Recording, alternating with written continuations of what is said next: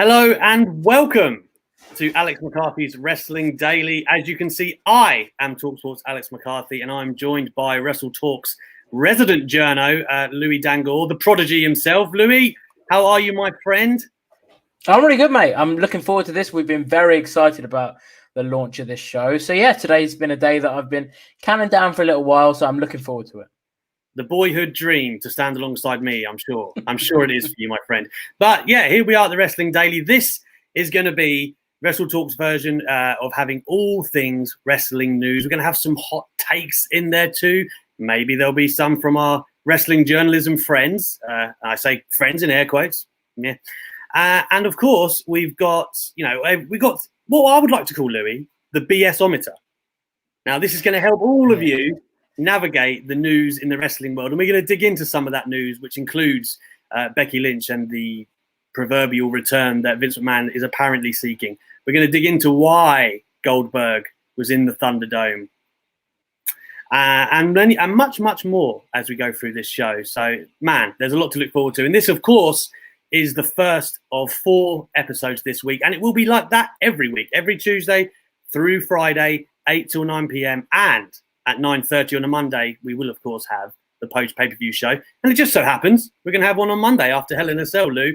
Before we kick into gear here, let's remind everyone that if you do want to get interactive with this show, you do want to leave some comments. I know I can see some of you filling us up on the right-hand side. But if you do want to drop a super chat, we will read it out for any dollar amount. So please do get involved. That's what this show is all about. So talking about Hell in a Cell, Lou, we had the go home for Raw. I saw your tweet earlier saying this might be a better debut than Raw's premiere. What did you think, my friend, before we jump into the news? So it was an interesting show. There were some parts which I liked. The Otis thing was hilarious. It was everything I like about wrestling. Goofy, a bit funny, comedy. I liked it. But a lot of the other parts of the show left a fair bit to be desired. I'm thinking Retribution. I'm even thinking the main event angle, which we'll, I presume, get on to talking just a little bit later about, which just didn't feel like a go-home sort of world title sort of go-home segment. So it wasn't, I guess, the show that I was hoping for a season premiere and also go-home episode before Hell in a Cell. Well, look, we'll get back into that in a second. We know this Sunday we've got Bayley and Banks. That is the first meeting that everyone has been looking forward to for so long. That's, of course, in Hell in a Cell. Randy and Drew for the third time? Third, yeah. That's going down at Hell in a Cell. Drew looking for the clean sweep over Randy. And, of course, we've also got, is it Elias and Jeff Hardy? That's been announced. Yeah, because Jeff Hardy, we all know that Elias wasn't run over by Jeff Hardy, but apparently Elias doesn't watch SmackDown or watch WWE TV. So Elias doesn't know that he wasn't run over by Jeff Hardy. So Jeff Hardy's got to prove himself to be innocent all over again. And yeah, we're getting that one on Sunday as well. And of course, we've got Roman Reigns and Jey Uso going at it. That feud has been extended after basically they hit a home run at the last pay-per-view. And WWE are running with it. I love the Tribal Chief. I will say it here, say it proudly. So I'm looking forward to seeing what they can cook up. Let's circle back quickly, though. We say this show is about news, and it is worth noting that Raw did not end the way that it was meant to end. Having spoken to a few people today, I know you have, Lou, as well, Lou. I know that Randy Orton had more promo to give, that he actually didn't get out because of timing restrictions. We're hearing that a lot changed for Raw on the day of. I know that doesn't really count as news these days because people expect that weekly. But we do know that is what's happened. So it's to be expected. But with your big world title, the WWE title, is that an angle you can afford to chop for time, man? What do we think, Lou? Where did the show go long, and how did they make this mistake? Because I thought Drew did a great job in his promo, and I thought Randy was doing a great job in the first half of his. Yeah, as you alluded to earlier, we both sort of heard that so it was supposed to get longer than it was. Something ran over. And in terms of what went long was Sheamus, or not in terms of what went long overtime. The match that was long was Kofi and Sheamus. But those two seem like the sort of consummate professionals that, if they're told go out and have a 12-minute match, will not struggle to hit that beat and go for the 12 minutes or whatever it was. So I don't really know where it went over. Maybe it's sort of 30 seconds here, 30 seconds there, a minute there, and then you add that up, and that's 5 minutes before you even get into everything. And they did announce a lot for the show, but it was disappointing, as I sort of alluded to earlier, to have the go-home angle just not feel like the sort of big WWE title sort of closing segment before the pay-per-view. It didn't make me, if this wasn't my job, I wouldn't have gone, damn, I need to buy the pay-per-view or buy the network to watch this match. It didn't do that for me. And that's ultimately what you want out of a go-home segment. Well, that's what a pay-per-view is meant to be. You're meant to pay to want to see it. And of course, the only real thing with the 3 Hell in a Cell matches on this card, you know, okay, none of them have taken place inside Hell in a Cell before, but 2 of them have happened before. So they've got their work cut out to make that happen. Staying with news at the moment, I believe WrestleVotes is doing what WrestleVotes does and has been dropping news at the moment. Here we are with the upcoming Survivor Series pay-per-view. Will be built around the 30th anniversary of The Undertaker, the recently retired Undertaker nonetheless, including him making a live appearance on the show. A source states, as of now, The Undertaker will not be wrestling at the event. Curious, because it's normally Battle of the Brands and all things of that nature. We don't know if NXT will even be included because of the COVID connotations and stuff, Lou. But talk to me, man. What do you make of this news, and had you heard any rumblings? I had heard that they might, and this is earlier this year, right, that Taker might do something at Survivor Series because it was 30 years. But that had all gone quiet. I actually hadn't heard anything about this. Well, I even just fantasy booking, regardless of sources, my big sort of hope was for him to retire at this show 30 years on. It made sense. I suspected when Raw Underground was sort of when reports came out that it was shut down because of sort of the NXT lot coming over and there was just too much mixing. I speculated we probably wouldn't see Raw versus SmackDown versus NXT or even Raw versus SmackDown period. I think it will be something Retribution based. They've got 5 members, possibly the first ever 4 men, 1 woman, potentially intergender match. But I'm actually taking this as a bit of a positive because I hate the Raw versus SmackDown thing. It's the right. Really? You and I are blood feuding, but for this 1 month, we don't care.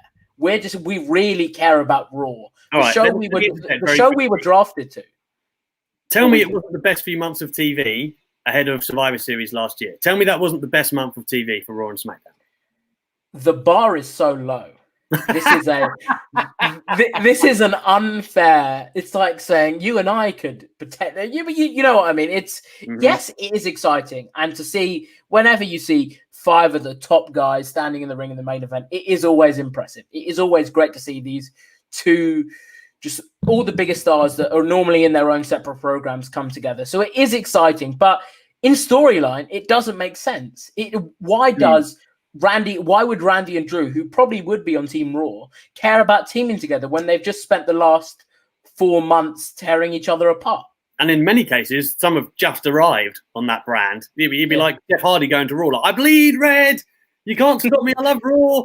It doesn't really make a lot of sense. I'll grant you that. But what I did like about last year was that there was the NXT connotation, and then you had like Kevin Owens and Seth, and they were teasing like because their roots are in NXT, maybe they'd be more inclined to help Triple H. So there was kind of like a bit layered last year. Just to come back to Survivor Series, is Undertaker done? Yes or no? No way. I'm just going to use this for the first time because I really want to. He's not done. That's the BS-ometer saying no. Undertaker is not done. I think he's got a couple in the chamber, especially with the whole if Vince needs me line. You know, I feel like, do you think Mania is the one, really, isn't it? Him and Styles in a live crowd? Probably. Who knows what it'll be? It will be whatever they want it to be, but he will be he will probably be at Mania. He will probably be at the next Saudi show.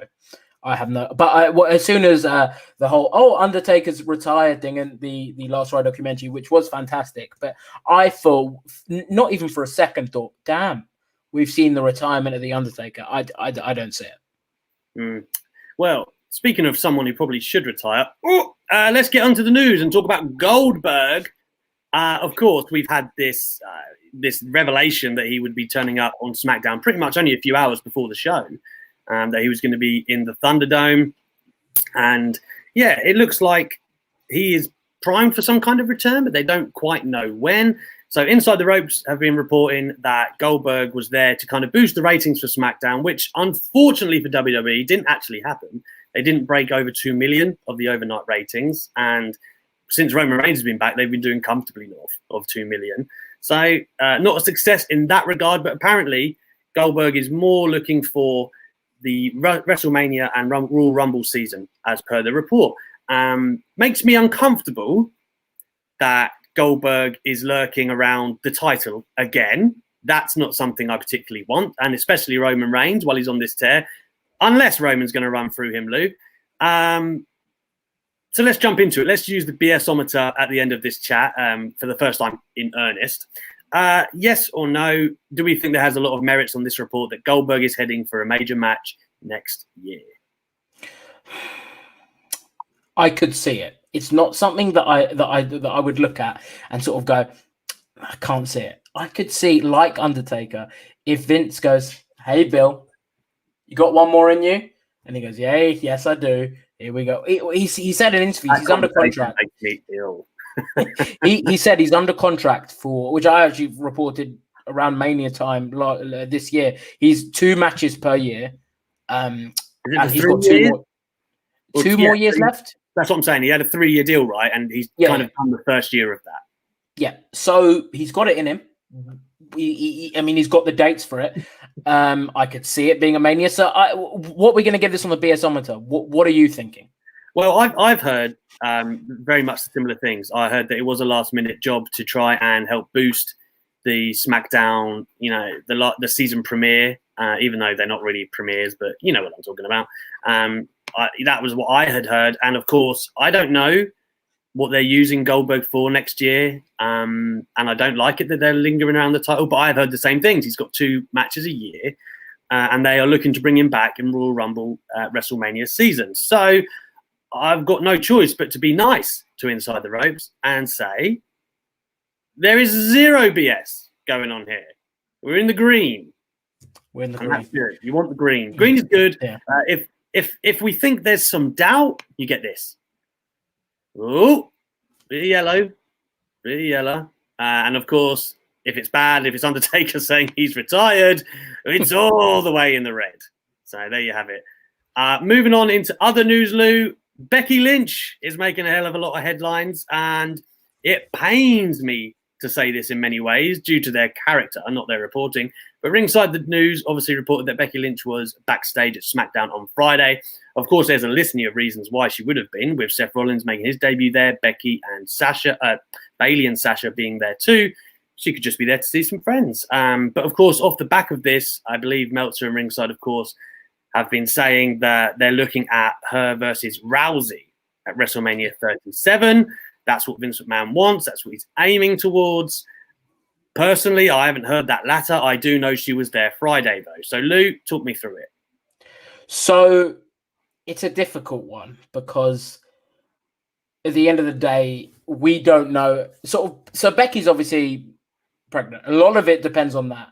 Really? How she obviously how she feels. I mean, she could feel like a return maybe now and say, yeah, that might happen, but she might not feel that way in a couple months, obviously, once things progress. So I think that it might be a tentative plan, but I by no means think it's the sort of thing where WWE have said this will 100% be the main event of WrestleMania. Vince might want it, but who knows whether the pieces will fall into place. Becky will want to return after having child and feel safe to. Obviously, we don't know what's going to happen with the situation at hand in the wider world with COVID, how next year is going to look. Would you want to see that match in front of no fans? Probably not if we're still in the Thunderdome. So I think there are a lot of variable factors sort of at play here that might make me think this might be an idea they've had and something that's thrown about. But to say it would be the 100% plan for the main event, I don't think is sort of factual right now. Listen, from my point of view, Becky Lynch, Ronda Rousey, of course, it's big money, right? Like anybody could make that assumption. Any reporter per se could say that Vince McMahon wants that match because, of course, it's the biggest match in women's wrestling, probably, right? Given the history and the star power there, of course, it makes the world of sense. I know she was there Friday. I have no idea if any business was spoken. I highly doubt it. You know, she's 2 months away from having a baby, for crying out loud. I think, obviously, if there's a crowd and you can get it done at Mania, fantastic. That is going to be a big time matchup. Is it likely, given that Becky's just going to be new into parenthood and that means so much to her? Probably not. I would be really surprised if it did happen. But at the same time, would I be surprised if Vince had even asked her about it? Maybe not. So, you know, there's two ways to that. Before we finalise this, Bacon Rasher, we got a super chat from him. Do you think Goldberg would get the same reaction he did in the old days if he was to debut the same way now? Great to have you on WrestleTalk. Alex, hashtag Jam. Thank you, Bacon Rasher. I appreciate that. Man. I mean, was he even, when you say old days, I'm assuming you mean how he was used in WCW, because his WWE debut, although it was cool with The Rock, from there it kind of went a bit downhill. I don't know if he's got it in him now to be anything more than the few plays he's got in his playbook. Do you know what I mean? The jackhammer, the spear, which he isn't actually doing that well either. And I know I sound like such a hater.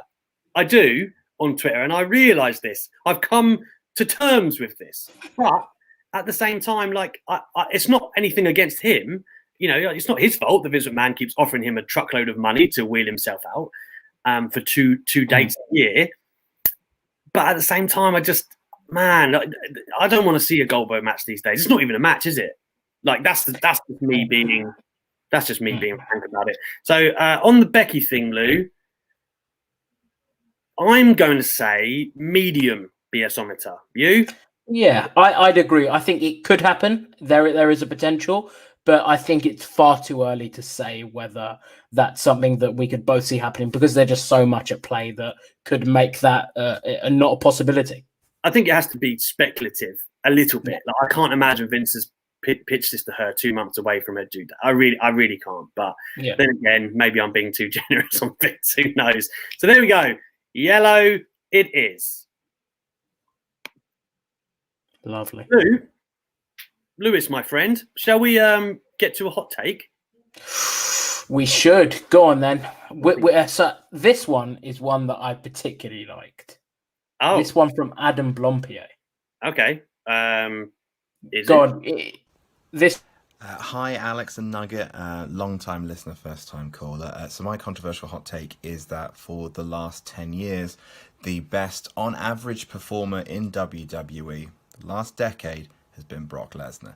I think in terms of the matches that he's put out, the character that he's had, and the way he gets under the skin of the audience, I think Brock is not only the most valuable asset that WWE's had in the last decade, but the one that's produced, when taken all together, the best work. Adam Blompier, so talented. Isn't his hair coming back majestically? And so talented. He's been able to listen to this show before we've even done it, being a long-time listener. But no, this is a hot take that I love, because but I will go on record saying I'm Brock's biggest fan. I don't know if it's a hot take, though. Like,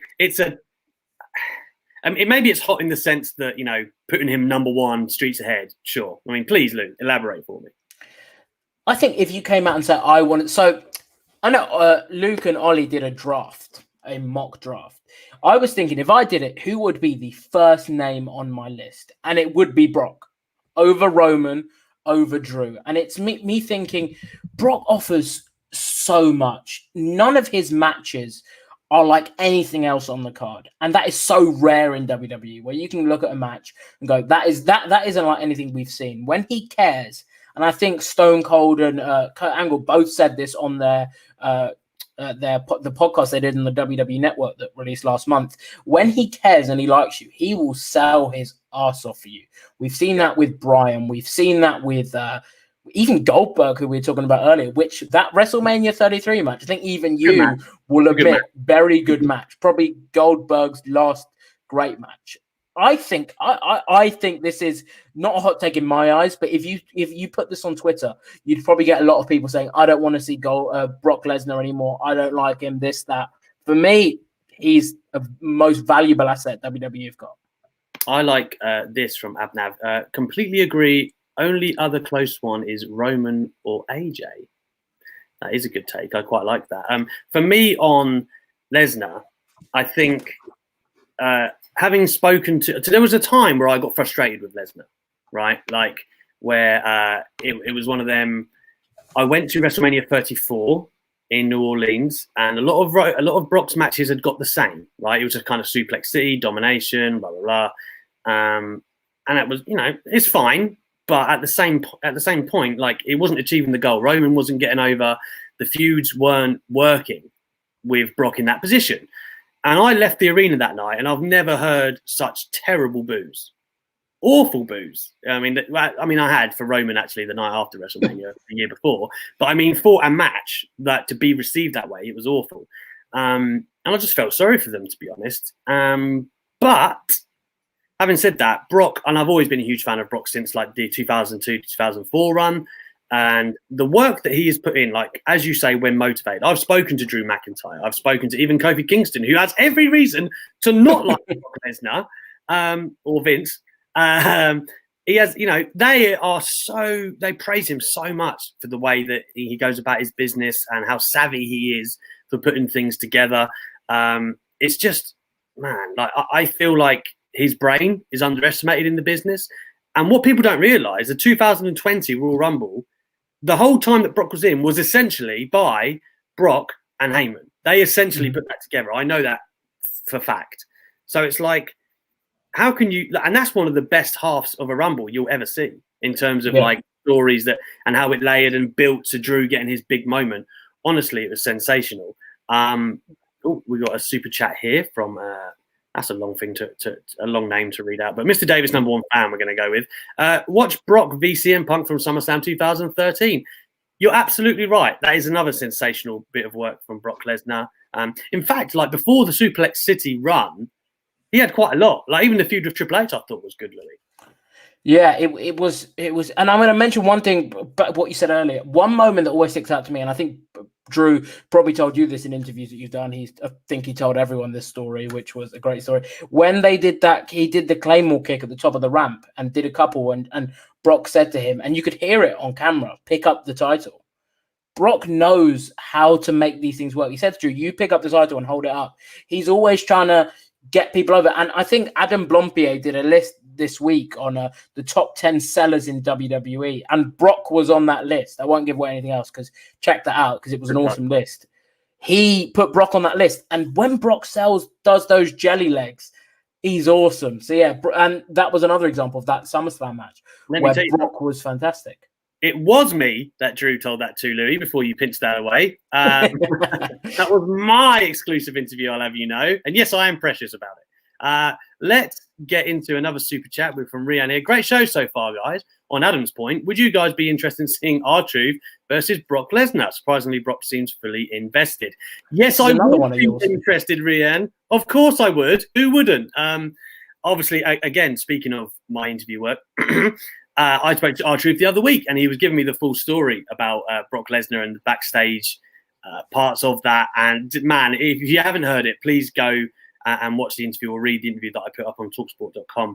Man, the story he gives is so good, isn't it, Louis? Like just about how Brock was like laughing his ass off.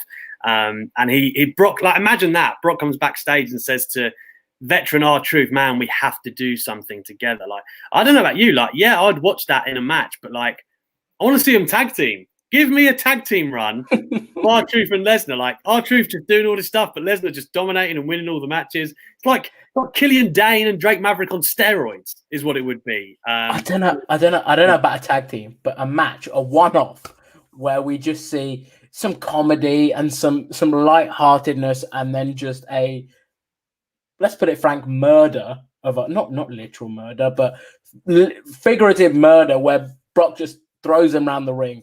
And people don't realize truth is a good hand in the ring, a very solid hand. He can still go, and he's not young, so kudos to him. So people think, oh, he's just comedy. He's got a lot of upside, and I think I would be interested in seeing. I'm not going to main event WrestleMania with it, but I'd be interested. R-Truth can do the splits, so if that's not grounds for a push, I don't know what is, Louis. Can you not? I can barely walk. I'm like Matt Hardy when he came out to WWE the first time. That's terrible. Another super chat. Rian is on business tonight. Brock Lesnar is R-Truth's 24/7 bodyguard. Book it. You know, they talk about how Brock Lesnar is technically a free agent at the moment because WWE didn't obviously want to pay for him while they can't use him. Man, I think if they were going to bring him back, it's not going to be a tag team and it's not going to be the 24/7 bodyguard. Although, give me that in a skit and I would enjoy it very much. You know, he's there for a night's work anyway. Make him work. Make him earn it for once, man. Should we talk about bodyguards? We can do. That's a great pivot from yourself there, Nugget. Look at me with my segues. I know. It's almost like you're a veteran. So let's talk about that then. AJ Styles obviously coming back to Raw, but he did not come alone. Very Shawn Michaels Diesel-esque from my point of view. You know, we've got... Talk us through, Louis, what we've got here. So we have got 7'3" Jordan. So his name, I believe, is said Omogbin. We're going to go with that. Did you notice that I corrected you before I had to say it? Of course you did. Big Jordan. And if you notice, commentary called him the big guy. I think that's also just either a shot of Ryback, which no one can blame him for. And that too. That I missed a bit with AJ Styles. Bang on the money with that, by the way. I was disappointed, but I'm assuming they just wanted something a bit more serious because Joseph Parks was cracking me up alongside Styles. He was. But it's so there was a report today from Meltzer that said they've put him in this role, Jordan, in this role because he is slow in the ring, I believe was the quote. He might not be able to move around, and his development hasn't been great, supposedly. Which, if we're doing the BS-ometer, I can 100% believe. Nothing against him. He is just a big boy. I was speaking to a wrestler about it. Yeah, there we go. I was speaking to a wrestler about it, who themselves is a big. He's a big boy, and he said, I went up to him, and he's tall. He is a tall boy. So him in this role on Raw Underground, like that's when I was like, and I've seen Braun Strowman in the flesh, who looks like a giant, and this, you know, Jordan, we're going to call him. I was like, man, it's for him to tower over Braun. Man, imagine the size of him. When he came face to face with Big Show, right? When he was the Ninja, and he was bigger than Big Show, and you're like, oh my lord, he really is. So it's not too surprising that he's not moving around well. I mean, 7'3", man. Like how fast can you be? So I worked out the difference between Drew McIntyre and Rey Mysterio is the same difference between Drew McIntyre and Big Jordan. The difference in height. So when you think, big little matchup, Rey Mysterio and Drew McIntyre, that'd be great to see. You think about the height difference when they'd stand nose to nose. That's the same difference with this Jordan. Why haven't you Drew that yet? That's a great tweet. Do that. You've got to break the news and the exclusive and my little height measurements on a show like this, the debut of Wrestling Daily. That's true. But it does leave options where could he then step in the ring with Styles as opponents and Styles goes, right, you can get through me. If you can get through Jordan, you can get through me. Don't know if I'd be interested in seeing that. But the partnership's something new, so willing to give it at least a couple weeks and see how it plays out. All right, super chat from the mayor of Painesville, Dan. Welcome, my friend. Hello, guys. Isn't it amazing Brock never went for a mid-card or tag title? No, but no. I think just because of if you watched in 2002, like from the moment he debuts, it is clear that he is like some kind of phenomenon. He's not meant anything but the top. Inside a year, he's demolishing Undertaker in one of the most brutal Hell in a Cell you'll ever see. You know, he's winning King of the Ring. He wins the title, drops the title just so he can win the Royal Rumble. He literally, and then he beats Kurt Angle inside a year at WrestleMania. This is so, man. He was always destined for the top. And the thing is with Brock, he only worked that full-time schedule for 2 years, just 2 years. And sometimes it's really fun to go back and watch that. He had some great TV matches, Rey Mysterio being one actually towards the end of 2003. But it's just like, since he's come back and he's kind of like this prize fighter, you're not going to see too much of that. Like, I would have loved to have seen, you could have been Brock in a number of good tag teams. When CM Punk and Paul Heyman lined up, I thought that might have been cool. I'd like to see him and Roman tag in a big time match. I have no idea who they faced, but now would be cool. Shelton Benjamin, the Minnesota stretching crew, I would have liked to have seen them do something together, maybe in their primes in the early 2000s. But I don't think a mid-card title, like, the thing about Brock is that he is box office. That is the whole purpose of Brock, and especially since he's come back. So it's intriguing, though. If someone had the title maybe that he just wanted to be, that could have been a way to do it. But I think he's always about the top prize in the game, isn't he, Lou? Brock is, I mean, the closest he's come to that sort of level is Money in the Bank, I guess, where it's sort of not a mid-card thing, but something that, and definitely should be reserved for up-and-comers, young talent. So seeing him win that was weird in itself. He did that Brock bit of boombox thing, which was just hilarious. But would I be interested in seeing him go for a mid-card title?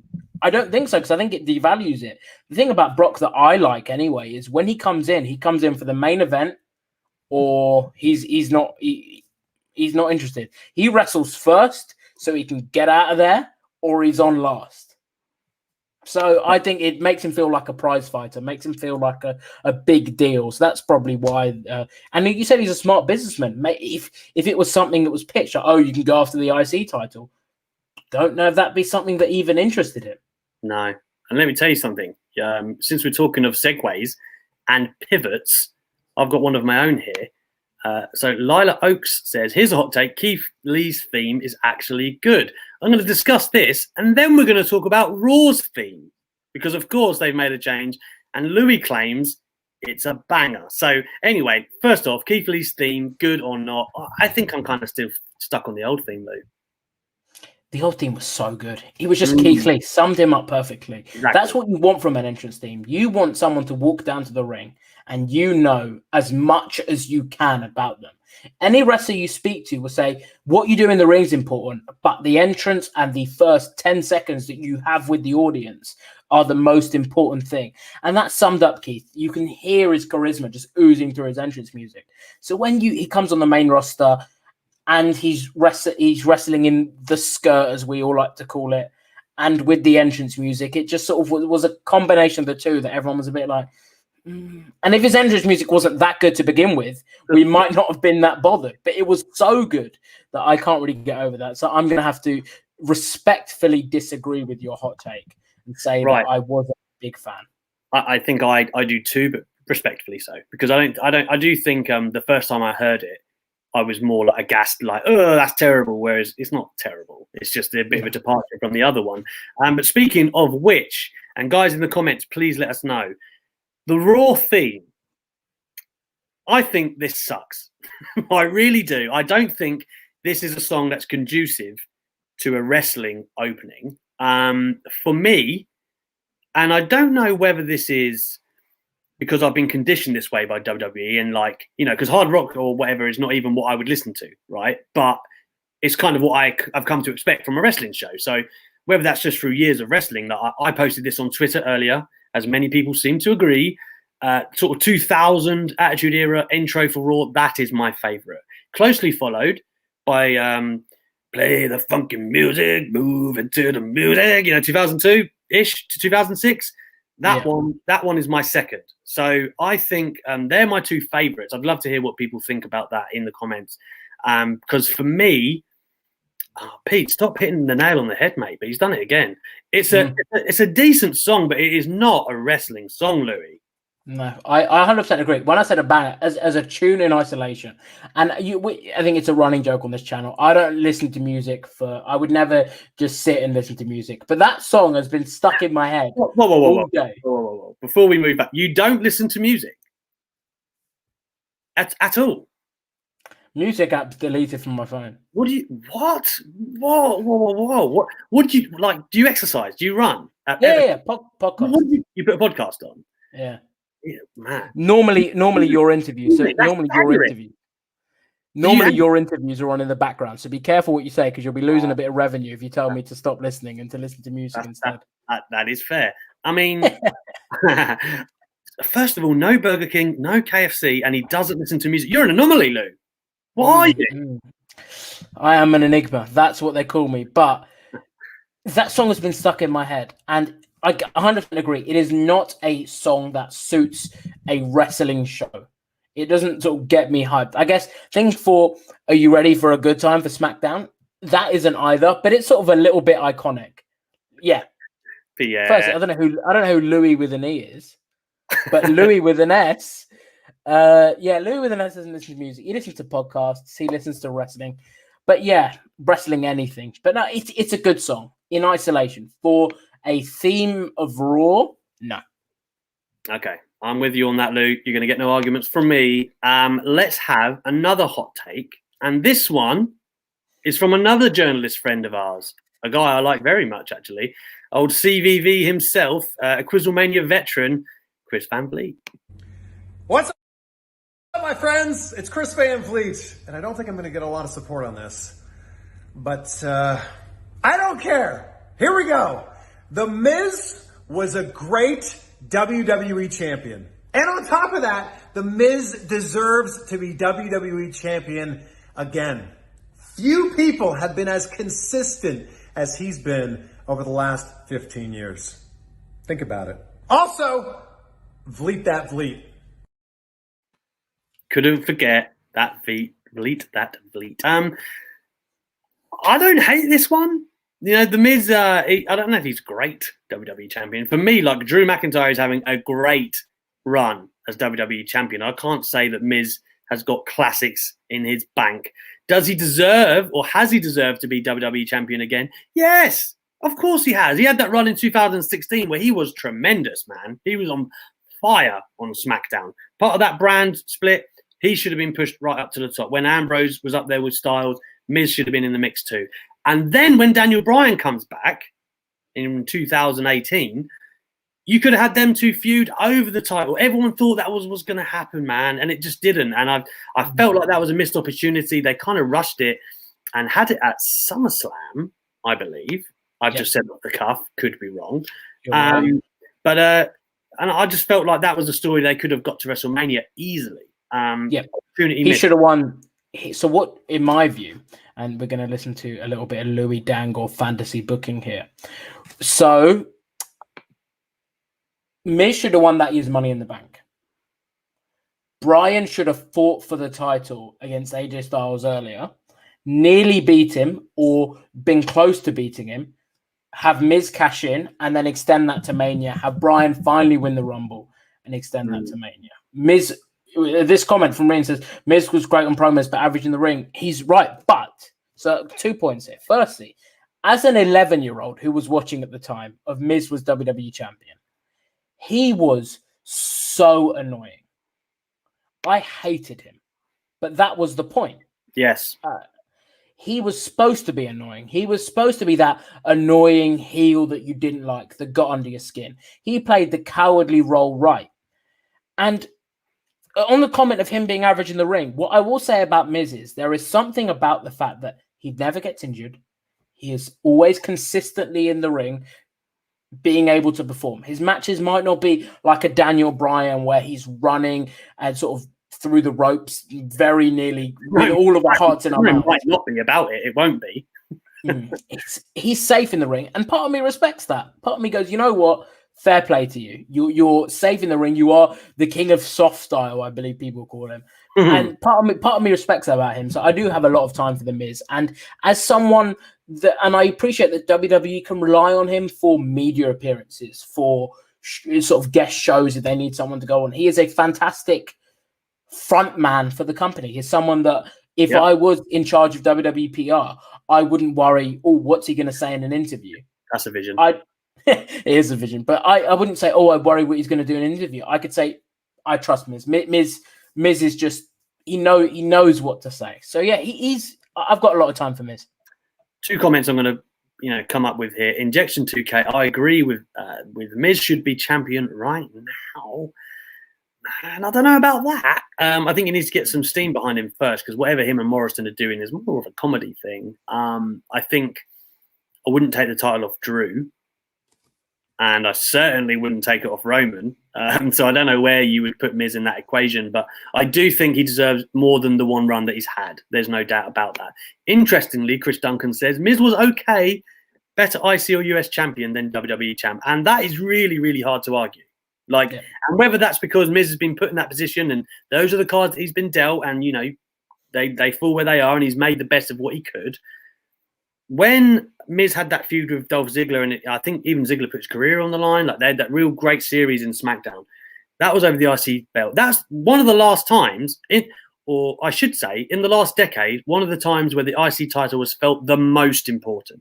Yeah. Miz has done a fantastic job at making the IC title feel important, and that's really not it's not an easy thing to do by any stretch of the imagination. People seem to think you can put the belt on someone, and there have been bigger stars that have had the belt in that time, but that doesn't necessarily equate to a big star or a big moment or the title meaning a lot.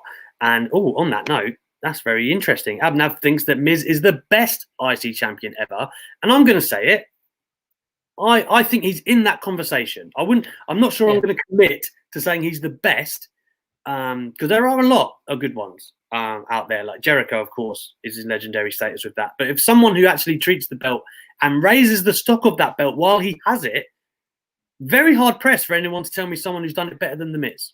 Yeah, in terms of modern day, 100%, he'd be in that conversation, probably number one. And on the note of, obviously, we love seeing your guys' hot takes in the comments, but if you want to get them on the show like we've been doing with Chris and Adam and one more that's to come, my Twitter's there, so just tweet them to me and you feature on the show, because we want this show to be obviously about your guys, hear your guys' hot takes and what you guys have got to say, because if there's anything about wrestling Twitter that I've known and wrestling media, it's very divisive. So we want to hear what you guys have got to say and stuff like this. So send me a 30-second video with your hot take, something you feel passionate about that people might not agree with, and you could potentially feature on the show. Well, that's a very good point from Louis. And here is another little hot take coming up here from Pierre. I think Sami Zayn would be a great Money in the Bank winner, just given the gimmick he currently has. Now, I am not huge on the Sami Zayn character, or I wasn't, is what I should say, back at WrestleMania. I was fuming that I didn't get the Sami Zayn Daniel Bryan match that I wanted.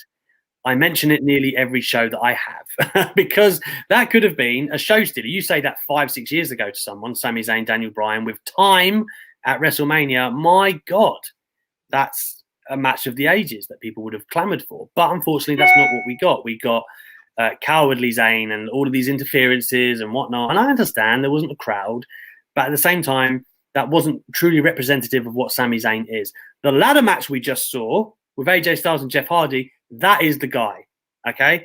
That performer in that match, the way that match went down, absolutely excellent. And I just think for Sami Zayn anyway, to push on to the next realm, to be that proper top guy, his work will do that for him. And eventually he'd be the babyface because people just love him too much. Like, in terms of the worker that he is, I think it's very hard to position him as the top heel. But that's just me. I do think that's a very good point from Alex Smith down here. That is something that SmackDown is going to have in their back pocket.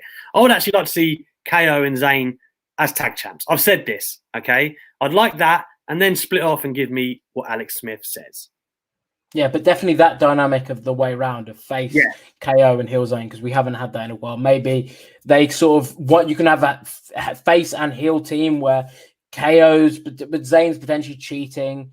And I like the way what he's doing now of being a bit outsmarting his opponents with the handcuffs. It's probably not morally the right thing to do, but he's not bending the rules. So something like that where you can have a heel and face dynamic, and then you can spin off into a feud. Mod Mother knows what to do there. So yeah, just to clarify there, get your hot takes in there to Louis, of course, but also get super chatting with us in the comments too, where we have to read it out. And of course, there we go. Mod Mother Lady Lou, she knows. We haven't talked about Mustafa Ali, Lou. Come on, man. We've got to talk about Retribution. We glanced over it in the beginning, but we do have to talk about them casually mentioning that Ali was the hacker. I don't know if you've seen the promo, but it is very much like, oh, yeah, and by the way, remember that hacker guy? Yeah, that was me. It's pretty much it. I wanted this tied in, so I can't complain too much, Lou. I won't. I'm happy for Mustafa Ali. I am not overly pleased with what happened with Retribution last night, and I don't think that's the strongest way to start what is meant to be your primary heel stable, like the primary protagonist or antagonist. Terrible. Tell me, Lou, what did you think of last night? And we're going to get the BS-ometer up, and this is on WWE we're doing this on. Do you think this was the plan all along? I don't think we have a BS-ometer animation that just shows it completely one way. Breaking the scale. So I don't even think it's fair, because there is no way this was the plan all along. No way in the slightest. I think that the Retribution angle on Raw sucked. It was the worst way. I think it's more damaging than when they announced the names and it was T-Bone Steak and Slapnuts and whatever the hell the other names were. This is worse because Ali came in and everyone was so excited thinking, you know what, this could be what Retribution needs, that injection. And then they lose their first match. Yes, it wasn't to a bunch of nobodies, but it wasn't to the top.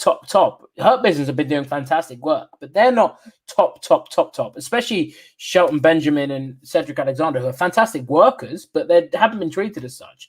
And this comment here from Deca Red is 100% right. What a waste of a perfectly good angle that could have been good payoff to build up the stable. You could have teased, had the hacker return on Raw, maybe do some slight teases there, and nothing. It was just sort of said in a line, and whether we're even going to get to see more of that hacker stuff, I don't know. But it just seemed like such a waste of a thing that a lot of people were so excited about. Our friend Gary Cassidy turned himself into a detective on social media when this angle was a thing, looking at the coordinates that WWE were posting on the tweets and things like that. And there was so much potential. And I can't remember the last time people would go onto Twitter and go, oh, did you notice this about the segment? This little Easter egg that you might not have seen. And it was just sort of gone, okay, yeah, I'm the hacker, but it's not even part of the story. And the annoying thing is, such a good promo from Ali. It was fantastic in terms of the delivery. Just the content wasn't there. I mean, again, I think Ali is still even doing well in these early embers of the story, like in terms of his talking and whatnot.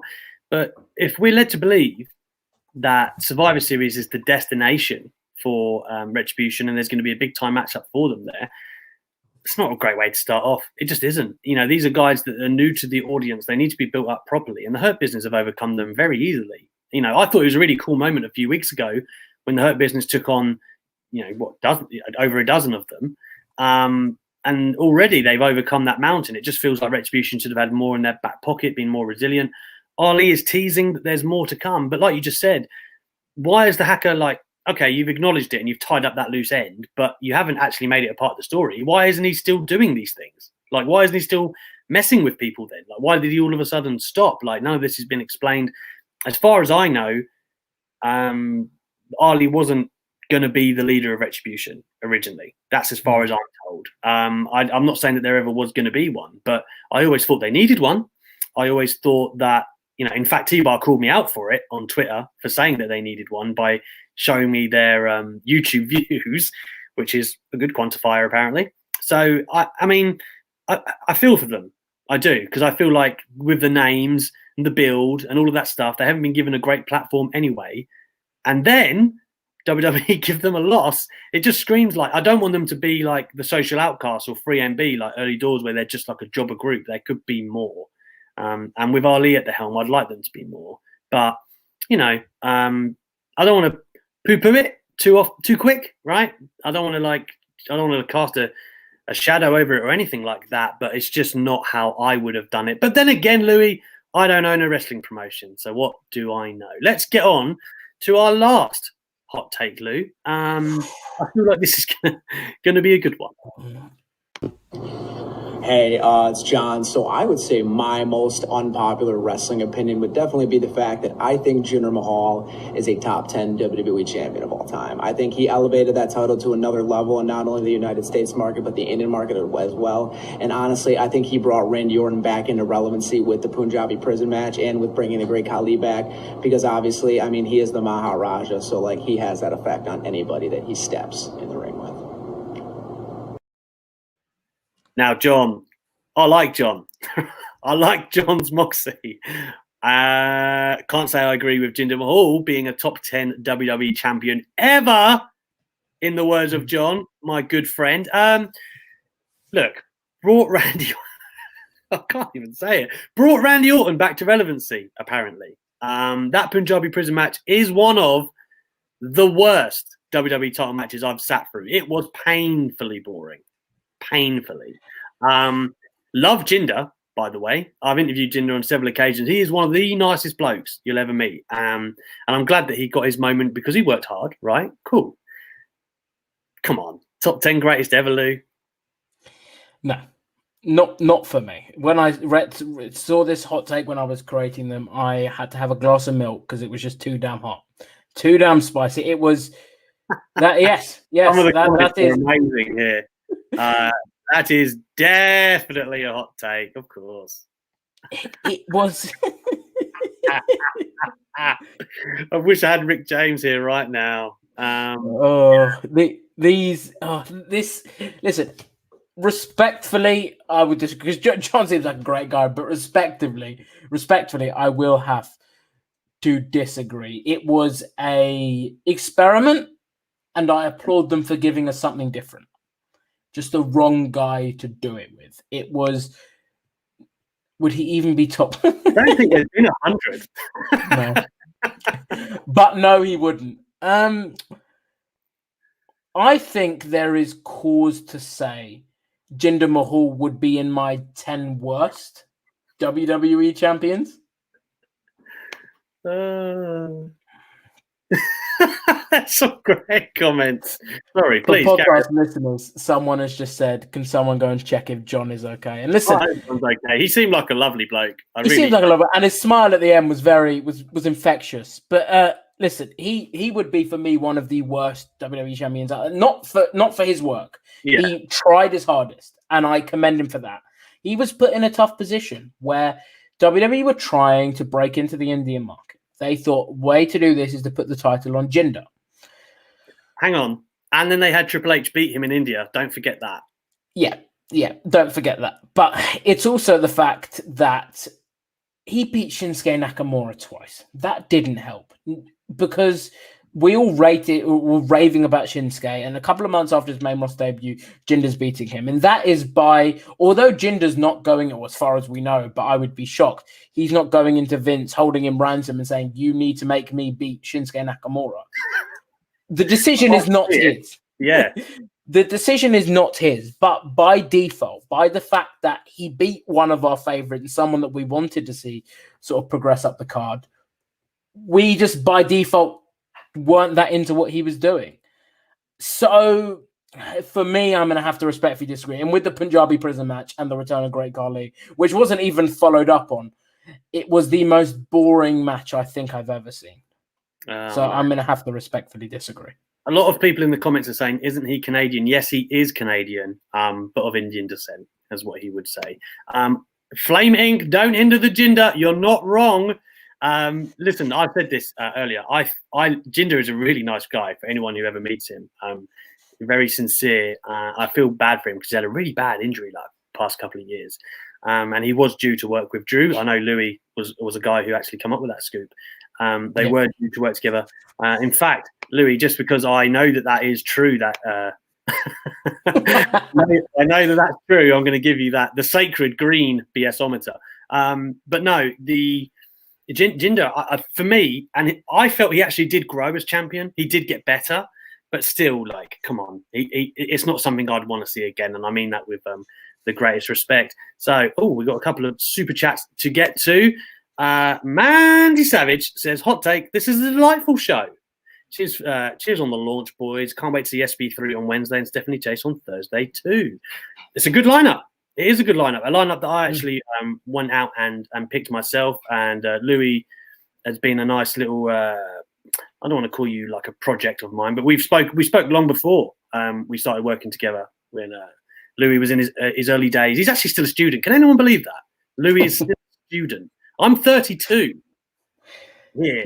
You think with the amount of work that I do for my degree, I'm probably not a student. But I don't know why you would go back.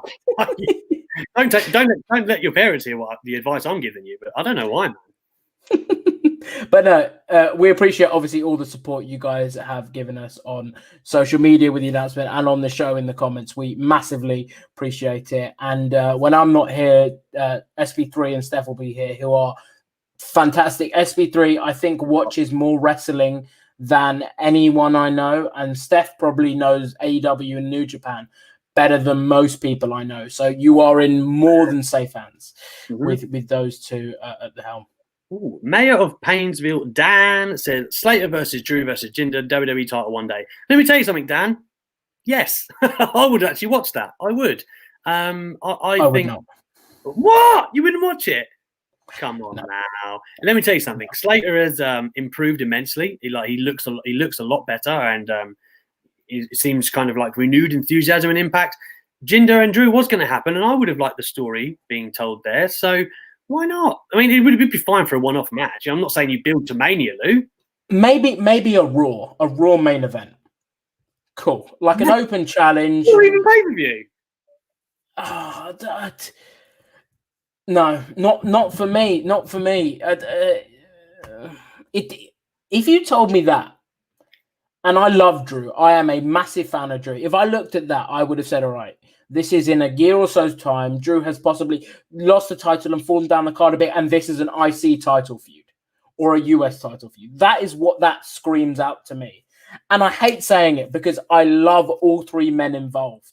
But there is always going to be that connotation of 3MB that didn't do anything for anyone, at least in terms of credibility. So for me, I probably wouldn't be that interested in seeing it as a sort of pay-per-view. But if you told me for a one-off Raw, like Drew issues an open challenge and those two were to come out at the same time and you lead to it, I'd watch it. Okay. Because it's my job. Not willingly. All right. Well, let's. There's a couple of comments I want to get to here. Decker Red, Tempest still knows more likely than SB3, probably. There's not much that man doesn't know. Gavagir, I don't know how I'm going to say that. Gav again. The way Louis is a year older than me and already doing so much, what a legend. I just thought I'd stroke your ego, Louis, and let you see that one, my friend.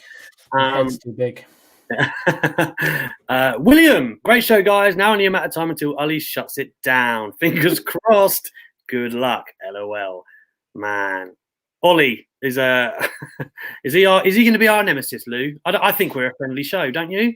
I do. I think we're the sort of show that Ollie will like. Ollie knows what's best. He knows what brings in the numbers, and we're gonna hopefully bring in the numbers for you guys and bring in a good show and make you guys feel like you're part of the conversation. So I think if Ollie's smart, he'll keep us on air.